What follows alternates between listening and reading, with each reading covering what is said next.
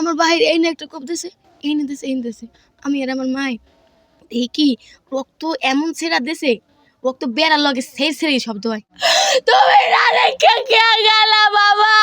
দেখি ওরে রক্ত রে, ওরে রক্ত, এতদিন রক্ত দুইটা গরু তো সব দিল পড়ে না। অন্ধকারে দুইটা লোক দেখছি, ওকে ফাঁসি হবে। ফাঁসি হওয়ার আগে ওকে একটা প্রশ্ন আমার, তুই কি তোর বাহির জন্মে হও নাই? আমার প্রশ্নের জবাব না দিই ও মরতে পারবে না। আমি দৌড়ি, আমি দৌড়ে ছিন্ন বিচ্ছিন্ন করে লাবো।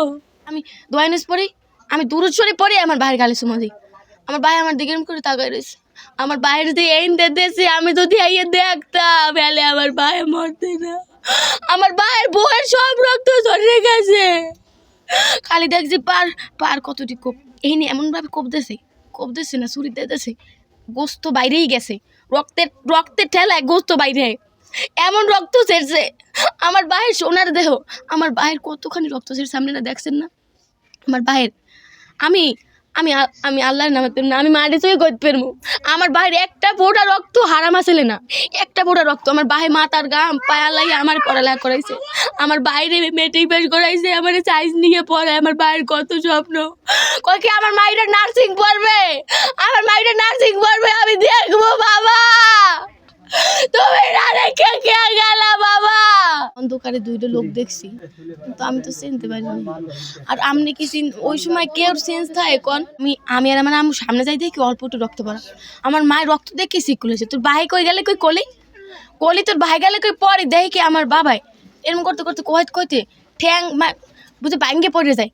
এরপর আমার বাবা বুক ধরে এরপর গেছে, আমরা তো বুঝিনি আমার বাবার বুক দেখে ওরে রক্ত রে, ওরে রক্ত, এতদিন রক্ত দুইটা গরু তো সব দিল পড়ে না।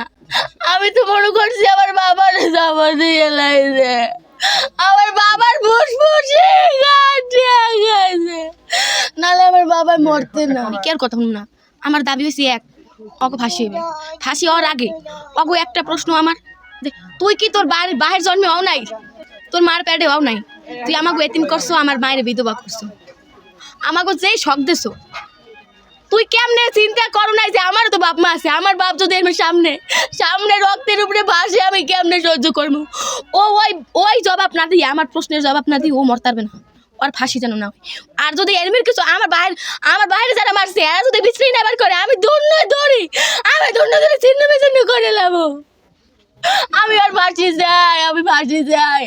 আমার সোনার টুকরা বাবা, আমার বাবার সোনার দেহ, বিশ্বাস করেন আমার বাবার এক ফোঁটা গামও আসলে না। আমার বাবার এক ফোঁটা রক্ত হালাল।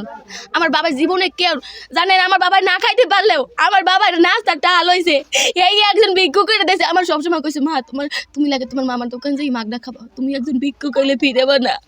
আমার বাবা সৎ লোক ছেলে, সহজ সরলা ছেলে, সবার দ্বারা জিজ্ঞান, সবার চোর পানি পড়ে, কেউ কইবে না আমার বাবার খারাপ আসলে। আমার বাবারে কি লেগে মারছে, বিনে দোষে বিনে স্বার্থে ওরা কি পেয়েছে? আমার গুলো কোন শত্রুতা আসলে আসলে না।